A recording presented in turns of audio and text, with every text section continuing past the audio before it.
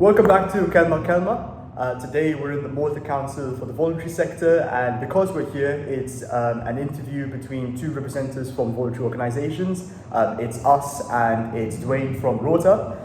Rota is a local NGO that focuses on promoting active and micro-mobility in Malta through community outreach, as well as working with government entities to propose alternative designs for transport infrastructure. We met Duane and Rota at EcoXperience in May. Duane is on the events team at Rota. He rediscovered cycling through a friend's Tallinja eBike and has since switched most of his transportation needs to a folding e-bike, occasionally using public transport. Duane overcame some fears and a lack of coordination to become a proud cycling advocate, hoping for a future where Malta prioritizes active mobility and public transport over cars. So Duane, thank you for joining us today. Thanks for having us. So let's talk about Rota and how kind of the mission statement for Rota was founded. So could you talk to us a little bit about what the motivation behind Rota's foundation was and how you discovered and joined them? Yeah, so originally Rota was purely a cyclist NGO, so it wanted to promote both sports and transport cycling, and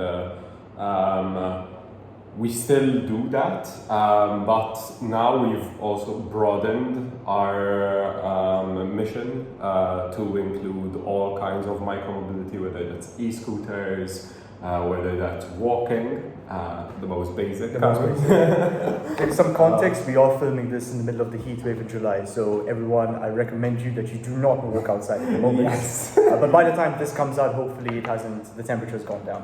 Yeah, in most of the year in Malta, we are not in heatwave mode, even though it is hotter than other countries. Yeah. But that also gives us the benefit that we don't have as much rain most of the time as well. So, and we also promote public transport use because that's a big section of the pie in transport mixes around cities that make transport more efficient, more environmentally friendly, and generally easier and less stressful to use because car traffic is quite stressful to people and has many detrimental health effects. For sure.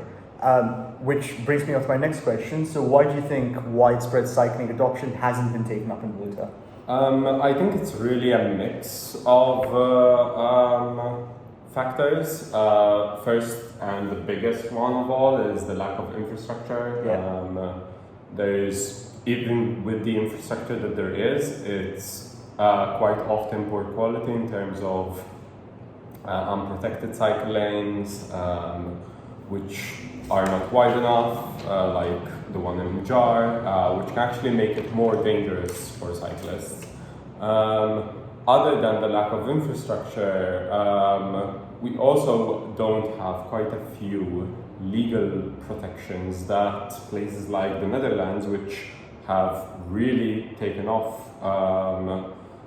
with cycling, do have. So that includes a hierarchy law, which hierarchy of road users, sorry, which would basically mean that in an accident, the person which has to prove that they are not liable for the accident, so the person automatically liable for the accident, is the person in the bigger vehicle, Okay. in the most dangerous vehicle. And we already have this in a very specific case where if two cars bump into each other, the car on the back automatically has presumed liability. Because they were the ones in view of the... Yes. Okay.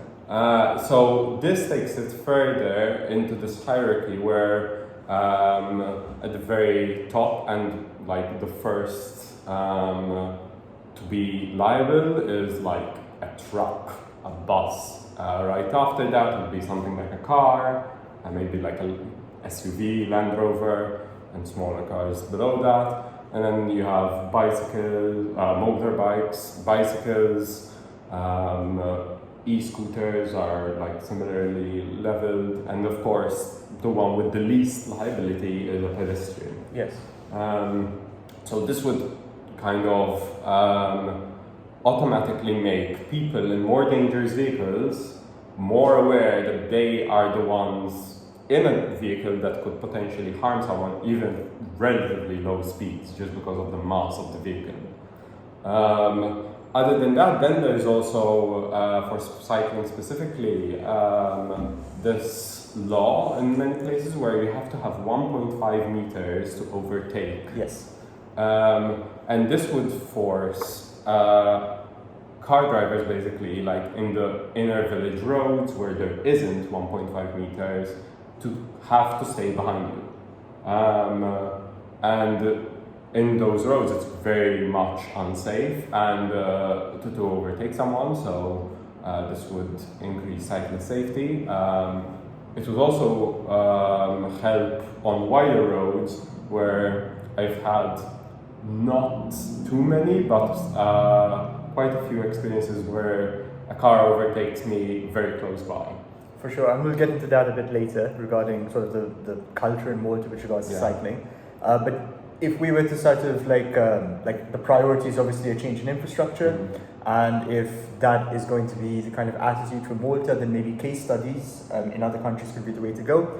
So if we were to compare Malta's infrastructure with other countries such as Denmark and the Netherlands, which you obviously brought up, we see that our roads are very car-centric. The Netherlands very famously demotorized a lot of their roads after a spike in road casualties and integrated canals and cycle lanes into the heart of urban areas a few decades ago. And if you look at sort of side-by-side comparisons of them, you wouldn't even recognize the kind of Netherlands that we see today back in the 1970s and 1960s. So infrastructure developments in Malta have focused on adding more and more road lanes. Obviously, there have been some infrastructure developments that have added cycle lanes, but it isn't widespread. They're quite isolated roads away from the system. And sort of the infrastructure developments have actually increased the amount of traffic instead of reducing it, right? So where would momentum come from for Malta to head in a cycle-centric direction? Well, I think it needs to come kind of in multiple levels. First of all, currently there are us as an NGO, there's Friends of the Earth Malta, which also quite actively promote cycling. So I think there needs to be these NGOs that kind of provide pressure in two ways, both by suggesting policy changes, by suggesting alternative road designs, as well as reintroducing really, because in Malta cycling was, I remember like my dad has told me that they cycle quite often before as transport, so to reintroduce it, I've met quite a couple of people now that tell me I'd actually love to try out cycling, but I don't know how to cycle. Okay. So we need to reintroduce that skill. A lot of people have lost the skill. And then of course we need to put pressure on government to actually follow through with certain, like recently there is the bike network that they announced. Some of the team from Rota is working with them on that, but we still haven't seen like the tender come out yet, so we're still in the very early stages. We don't know what's going to happen at the moment. So we need to push them to even like on new road designs where they want to put flyovers. Other than that, is counterintuitive to their goal, which they say is to make our transport system more sustainable, just because you're increasing capacity. The moment you increase capacity, you're reducing traffic for a very short amount of time, about 2 years, 2 to 3 years, and you're first of all only reducing it in that section. So if there's other bottlenecks, that's not going to be solved. Exactly. And there are many other bottlenecks. And also you're increasing then cars again. So we can, in those designs, if we don't at least get them to not implement in the first place, add a micro-mobility route as well, like we're trying to do with Msida Creek. So you mentioned that the solution may be the kind of positive influences that entities and organizations could dispel. One such collaboration that you kind of made, which with the hopes of it being productive, was the fact that Bank of Valletta gave their support to Rota this year, encouraging their employees to opt for more sustainable modes of transport. This initiative is still in its early stage, but since BOV is a major societal stakeholder, are you optimistic that even more companies and organizations and potentially government entities will lend their support to Rota and to other NGOs that advocate for the same mission statement that you do? We actually since then have had a few other collaborations and meetings, not just direct collaborations, with ECABS, with University of Malta, Atlas, insurance. What are your feelings about those collaborations? Some of them are like more in depth than others. Some of them are willing and able to provide us with funding for projects we want to take on, which at the moment we're still working on. Okay. So it's going relatively well, and it's really picked up from that BOV collaboration. We also collaborate with local cycle shops now, to provide like discounts to our members. So like on a multi-stage level, from grassroots level all the way to. Okay, so could you give some insight into what these potential collaborations would look like? Is it from a marketing perspective? Are you organizing workshops? Like what exactly do you aim to achieve? So depends on the company we're working on. So on some companies we work on like group that we advocate to lawmakers similar ideas. For example, taxi companies have they do have like a business interest in reducing car use because that can make it easier for the taxis to operate. If someone does not own a car and just needs a car from time to time, they're likely to use a taxi in that case. But that means we have overlapping interests in terms of taxis, in our view, are significantly less harmful for two major reasons. One, they're not taking up public space constantly while not being used, while parked on the street, and that public space can be used for cycling infrastructure, wider pavements, greening infrastructure, like just putting trees there. So that's one benefit for us. And the second one is that because it's constantly moving, you also get like an environmental impact on a per use basis, because the car, yes, it will break down quicker because it's constantly being used, but it's being used so much that its per use CO2 emissions will be lower just from the manufacturing of the car. Yes. So it will be environmentally friendly in that way as well, and it will reduce cars on the street overall, in terms of someone that's taking a taxi won't be using it most of the time, all the time. They'll be using other modes of transport, and they'll be taking the taxi at one time. I think in Malta, like especially if you consider, so we don't have large enough cities in a way to justify taking a transport like locally within the city, right? Because the cities aren't large enough. Like if you lived in like one of these cities in Netherlands and Denmark, and you lived on one side of town and you wanted to get to the other side of town, and the infrastructure has been made in a certain way where it makes driving difficult, cycling advocacy becomes incredibly critical. And also, like you'd imagine, like trams, for example, if you go to European old towns, the amount of trams that go about, that is a more sustainable form of transport. But what we have in Malta is, because a lot of these cities are either small, and most of the time, like if you live in Slema and you live in one part of Slema and you need to go to a shop or restaurant in the other part, you're most likely going to walk, right? Most of the time. But more often than not, most of your journeys are going to be outside of Slema. And then it becomes a bit difficult to justify, I suppose, first walking, maybe then cycling if you don't have the kind of mentality for it. And then it becomes public transport. And then people may not actually want to drive their car just because they might find difficulty parking. Not because they think it's the more, I guess, socially conscious decision to make. It's a socially conscious decision because you're like, I don't want to go have to find parking in Valletta, for example. So do you think that's like a challenge that needs to be overcome? I actually think it's an imagined challenge because people are making up excuses. No, just for the fact. So you mentioned that Malta, unlike other countries, the cities aren't big enough.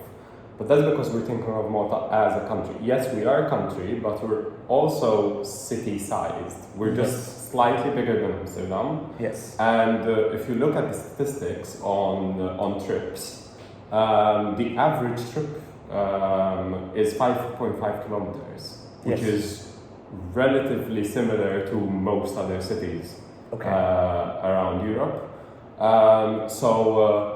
You 5.5 kilometers is a very easy distance to cycle on a normal bike if it's flat.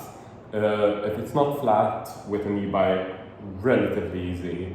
So I think there's also a factor of culturally we need to overcome the thought of, oh, that's another town. Because in your mind, another town might look so far away, but if you actually look at the distances between these towns, they're minuscule. Exactly. And I think that just comes from like socially people are used to in Malta of things being like, oh, that's all the way over there, when actually it's just not. This was a hurdle I had to overcome myself. Like, I basically spent all of my childhood up to basically the end of the COVID era.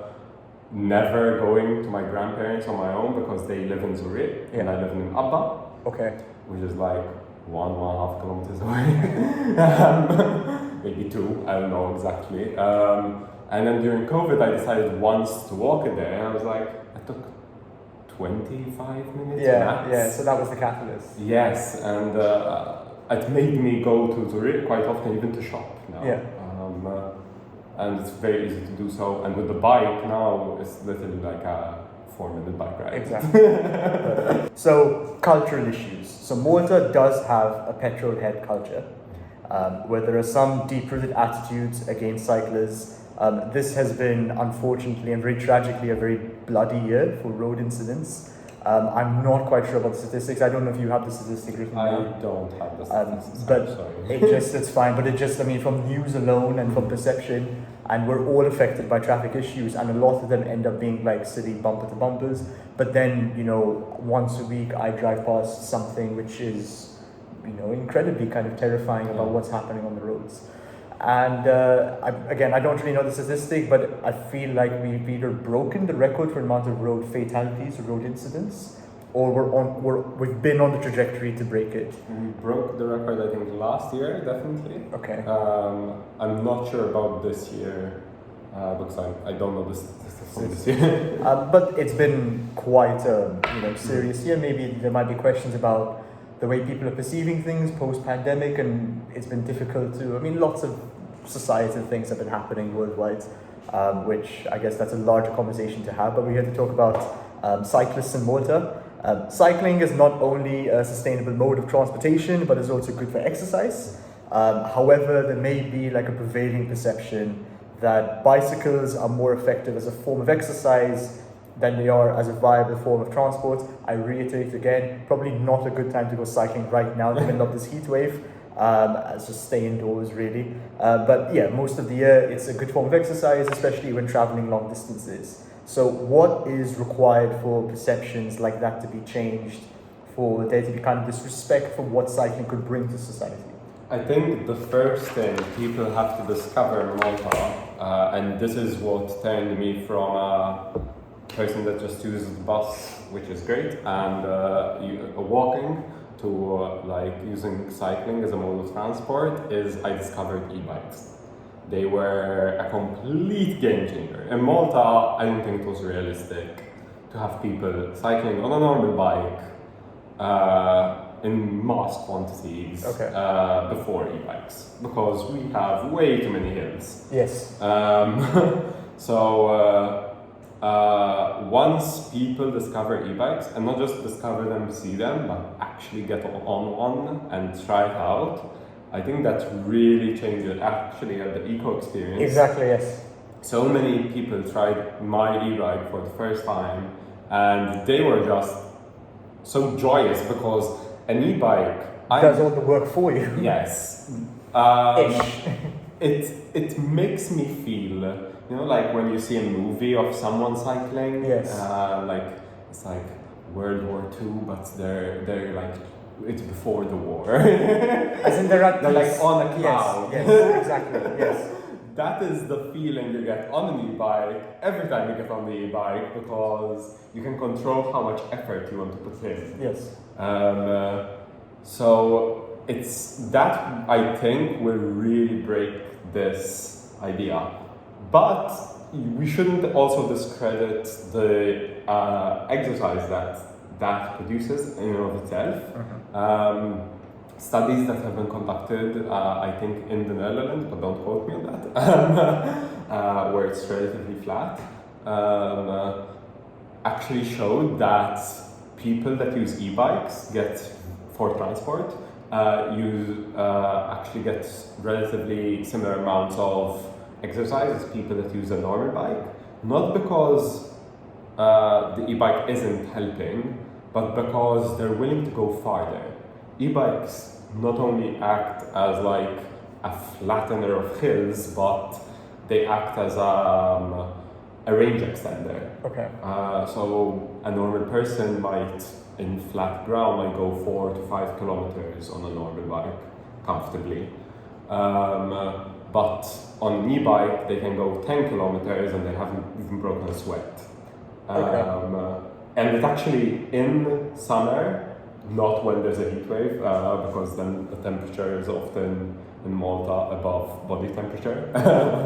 But when it's like 30, even 34, I've ridden degrees Celsius, that range, it actually cools you down. Because you've got the cooling wind coming in the other direction. Right? You're creating wind, basically. Exactly, yes. And on hotter days, I am lazier and I increase the assistance to maximum. So I get more wind, less effort, and it can really make all the difference. But this idea is very ingrained in not just Maltese society. You can see it all around the world where cycling has been lost. That cycling is a sport. That's the first idea people get. We've even met certain local councils, and that was the idea they had in their head. Local councillors were surprised that I came by bike as my mode of transport.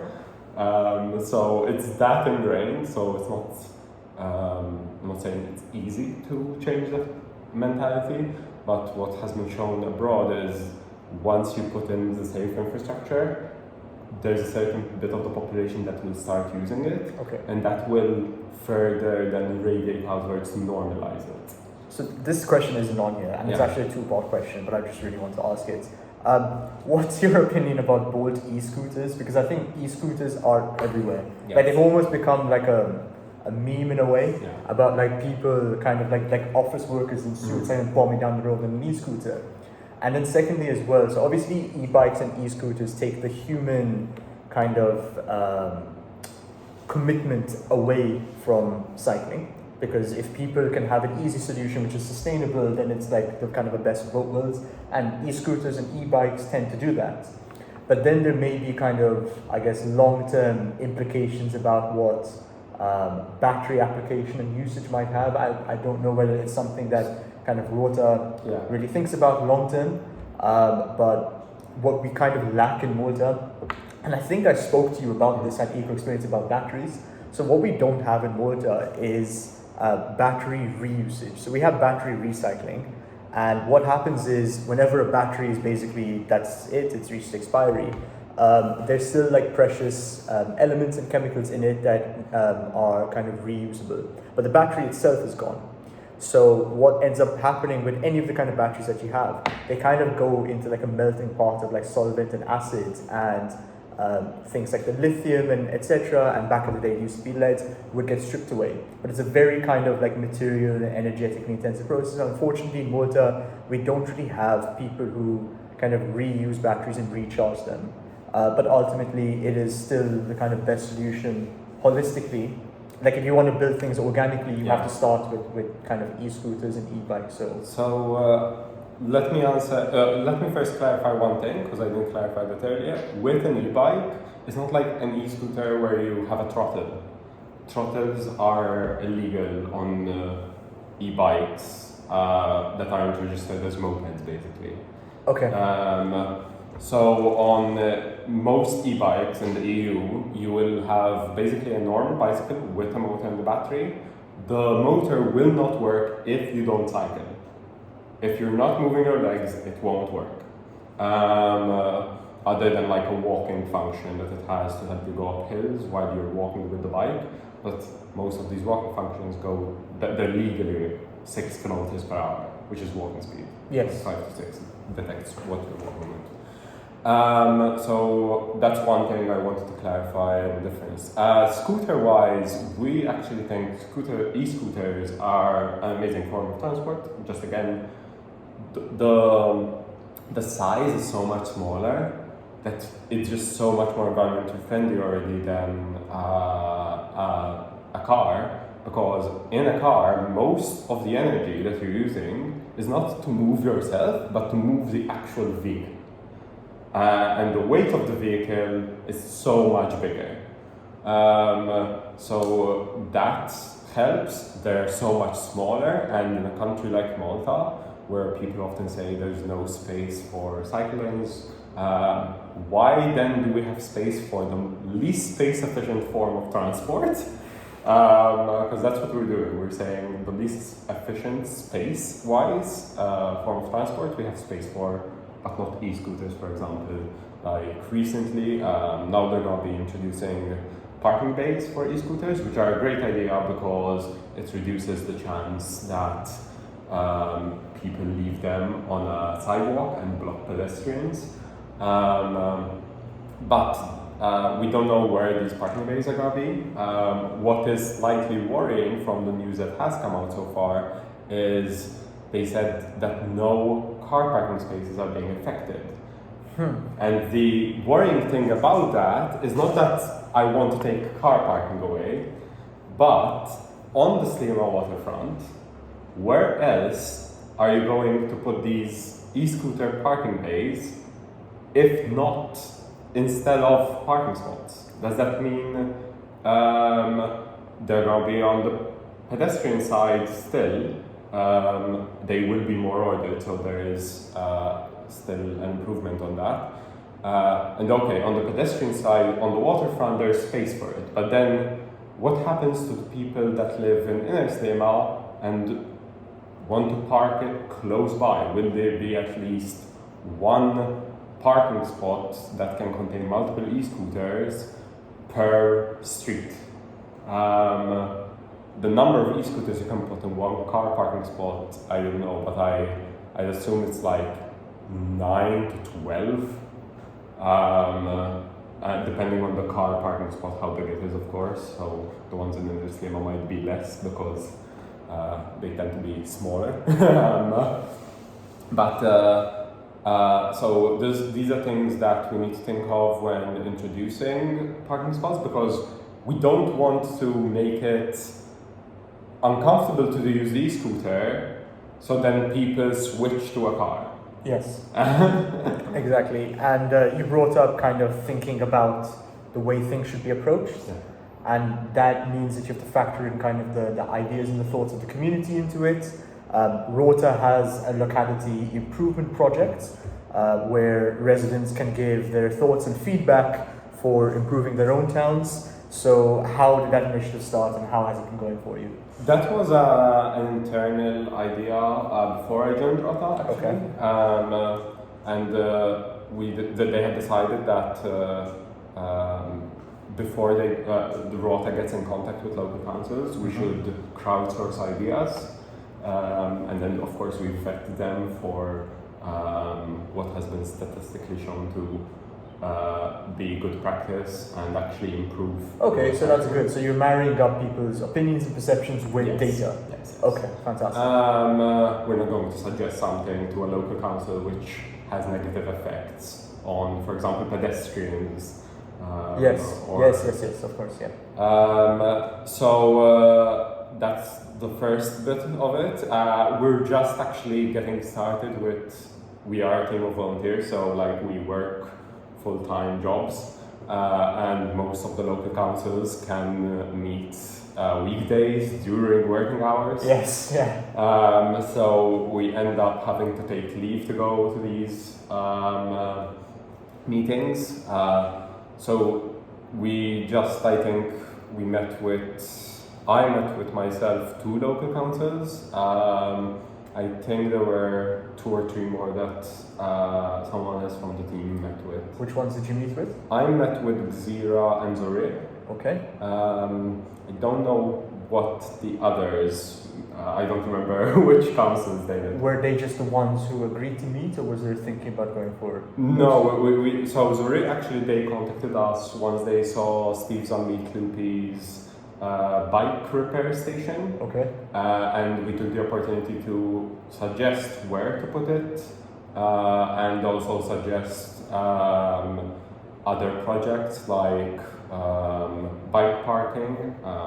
A lot of well-intentioned people put really bad bike parking everywhere. They put these things called wheel benders, which Yes. you attach the bike at the wheel. If it gets knocked over by a child, by the wind, you bend your wheel, you risk breaking part of the bike. So we told them of better bike parking and where to put them, which might be useful. We recommended some areas in Zurich which have a high density of services and shops within walking distance. So that can make it useful for people to bike there, lock up their bike, go do all their shopping there, and then they can go home. And Zurich is, yes, it's quite big for many villages in Malta, but it's not humongous. Like you can bike from one end to the other very quickly. And it's within minutes. relatively flat, I think. Zurich. Or am I No, thinking no, about- it's, No, I'm thinking there about. is an incline, I'm thinking about Zaytun. Sorry. but the incline isn't steep. Zurich is the one on the south coast. Yes, it's Okay. next to the Okay. Blue Grotto. I was thinking about Zaytun. My apologies.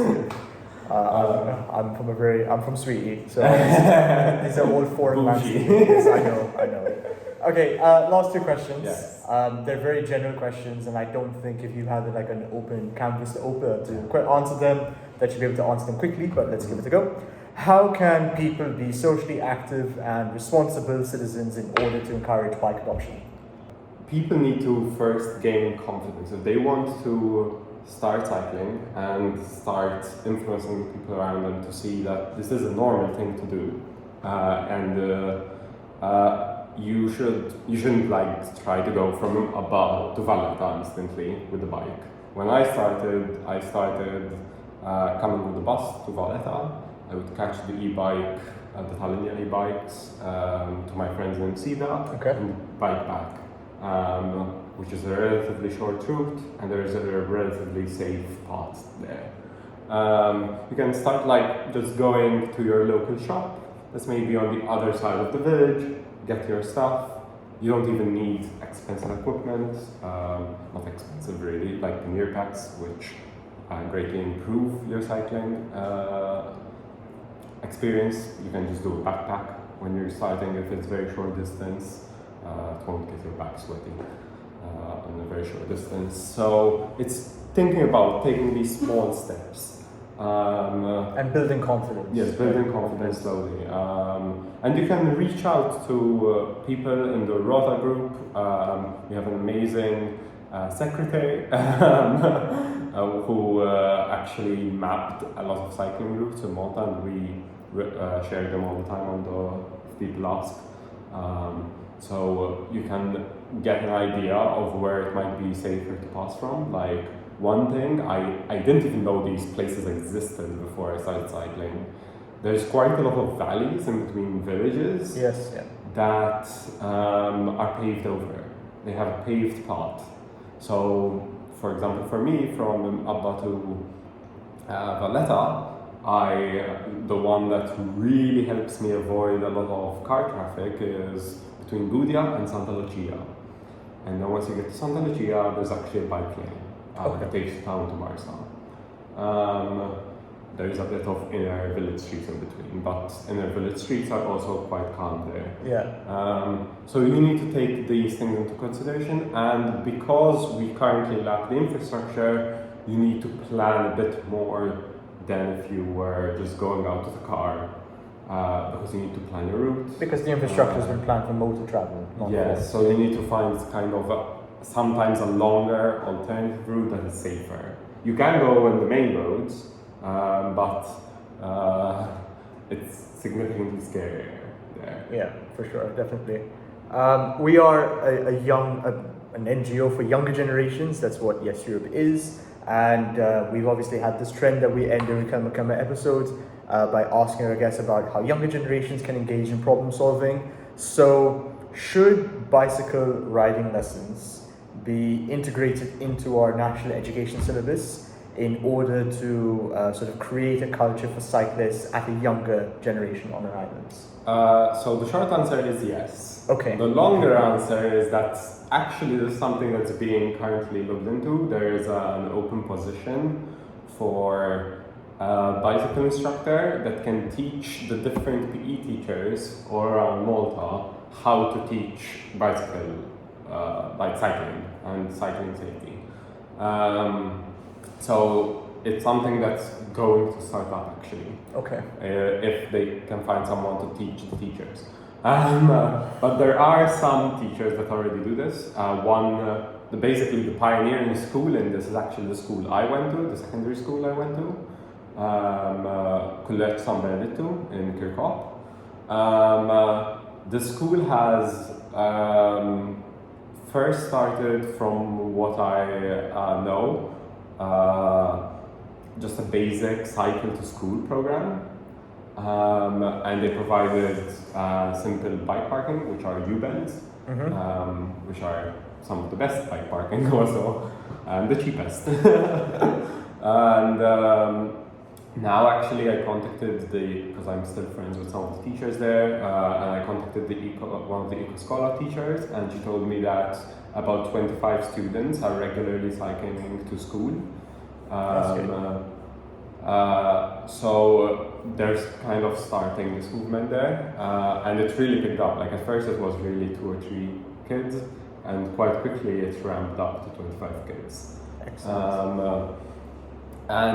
This you can actually see kind of the social aspect of, because your friends are doing it, you're being influenced that, oh, maybe this isn't a crazy thing to do. No. This is realistic to do. Well, I hope for the future is there in that kind of way, because you're building it organically, right? And we even heard of one of the students, so the school is in Kirkop. I heard one of the students is actually from all the way from Birzabuja and cycles there. Really? And cycles on a normal bike, not an e-bike. There is a cycle lane actually that goes all the way from Birzabuja to... I do know about that, despite Kirkop, which I use quite often in the other direction. Perfect.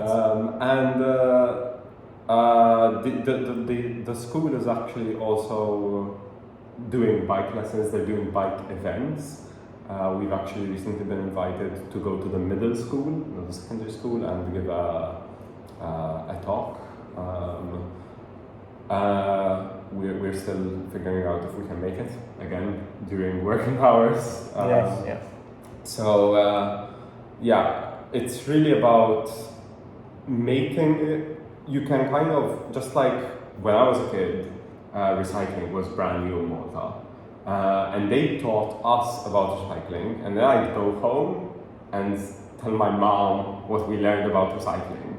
And it kind of passed on some of the knowledge and also some of the cultural change from the children to the parents. So it can work not just waiting for those kids to grow up, but them affecting their parents' opinion on cycling. Perfect. Well, I wish you and Rota the best of luck with everything, and thank you for coming on our channel. Thank you to the Malta Council for the Voluntary Sector for letting us film, and thank you for watching our interview with Rota.